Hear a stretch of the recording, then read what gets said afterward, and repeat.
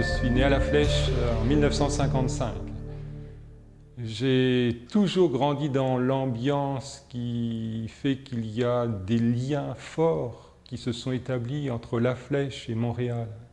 Alors les liens se sont établis de différentes manières. Par la présence très forte des religieuses hospitalières à l'Hôtel-Dieu.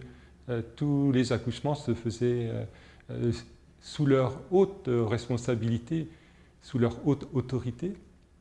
La deuxième chose que je veux mentionner, c'est que quand j'étais en âge d'aller à l'école, de nombreuses lectures étaient centrées sur ce qui se passait ici ou ce qui s'était passé. Je me souviens de lectures de missionnaires du Grand Nord ou surtout aussi Maria Chapdelaine.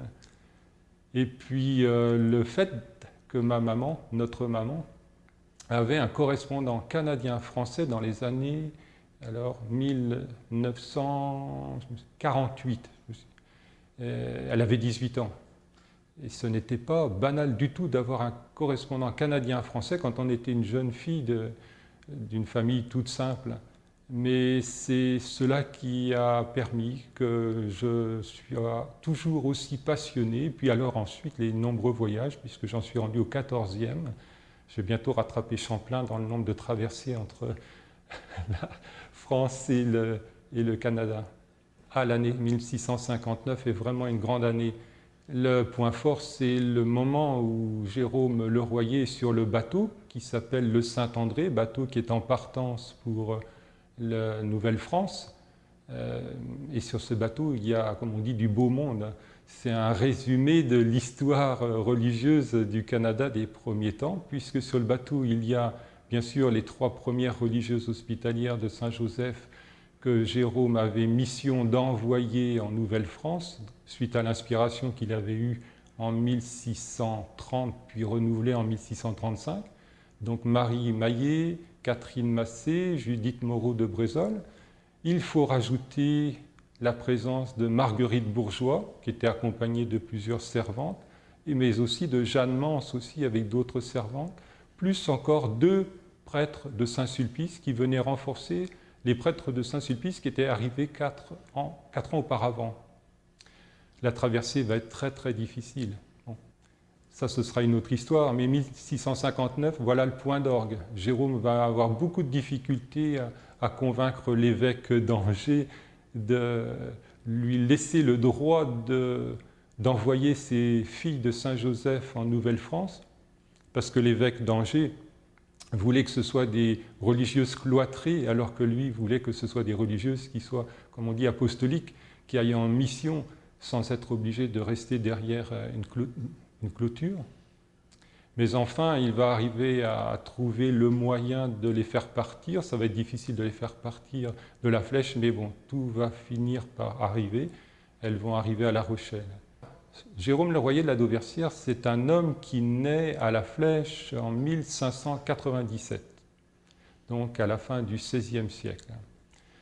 Il est dans une famille où on est pratiquement percepteur de père en fils, ça veut dire receveur des impôts. C'est une charge très lourde, et encore plus lourde, on le verra après, pour le temps dans lequel Jérôme va vivre, parce que ça sera la guerre de 30 ans. Et quand il y a une guerre, les autorités ont besoin de plus en plus d'argent pour assurer le bon déroulement des actions militaires qu'elles entreprennent. 1597, c'est son temps de sa date de naissance. Il naît à La Flèche et bon, il va grandir dans une famille tout à fait tendue vers les affaires financières. Il aura un frère et une sœur. Et puis, tout petit, il va rentrer dans une école qui vient d'être créée. Un très grand collège, le collège des Jésuites, qui aura été créé en 1604 par Henri IV et qui va très vite comporter plus de 1000 élèves. Il y rentre, il a 11 ans. Il va y rester jusqu'à l'âge de 20 ans. Alors, parmi ses condisciples, eh bien, il y en a un qui est éminent. C'est celui qui a écrit le discours de la méthode, c'est René Descartes, mais il va en côtoyer bien d'autres. Il y a ceux qui seront fléchois, qui habitent à La Flèche, mais il y en a beaucoup qui viennent de loin, même de très loin. Et ça fait lieu où les jésuites vont donner aux jeunes une éducation chrétienne et humaine très forte. Il va côtoyer aussi dans ce collège des jésuites un certain nombre de jésuites qui seront déjà passés en Nouvelle-France et notamment en Acadie et qui auront envoyé des relations qui donnera à Jérôme peut-être des idées, mais ce n'est pas encore le moment. Là, il se forme, il attache beaucoup de prix à la prière, à la rencontre avec d'autres étudiants de son âge. Ils sont engagés dans des confréries, dans des congrégations pour le Saint-Sacrement, pour la Sainte Vierge. Bon, un temps d'études, beaucoup de temps d'études, beaucoup de temps de prière, beaucoup de relationnel, une formation solide.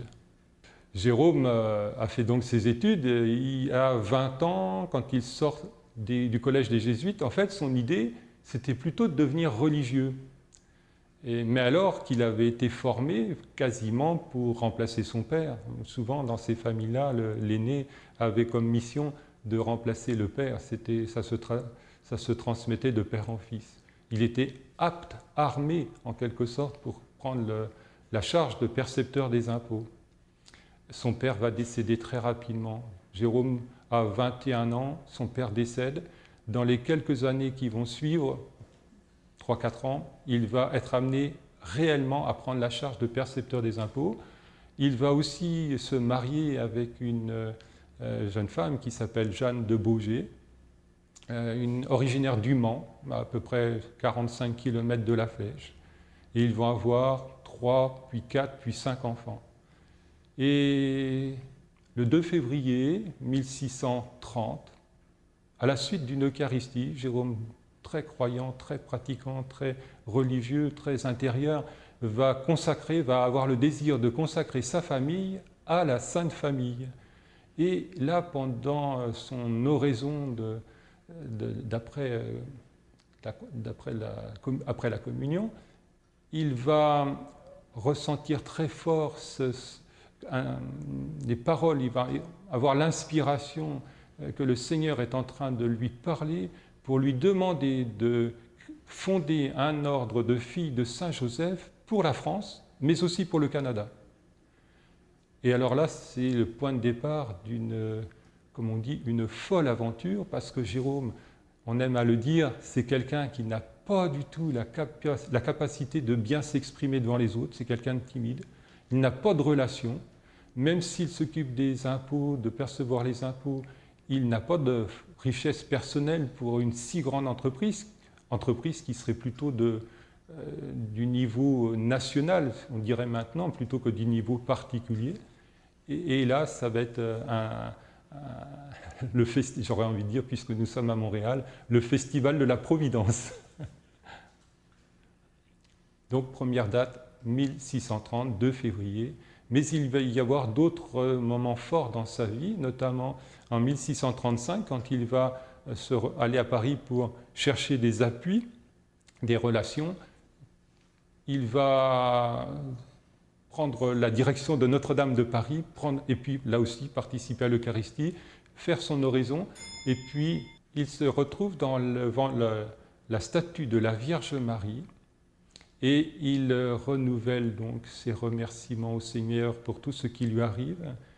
Et là, il prie la Sainte Famille, et puis il a le sentiment très fort, se présentant à la Sainte Vierge, que la Sainte Vierge le présente à Jésus, en lui disant « Voici mon serviteur fidèle ».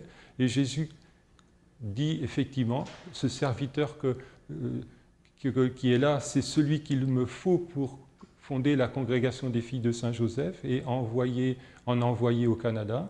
Et Jérôme se sent renforcé, missionné pour poursuivre l'œuvre qui lui a déjà été inspirée 5 ans auparavant.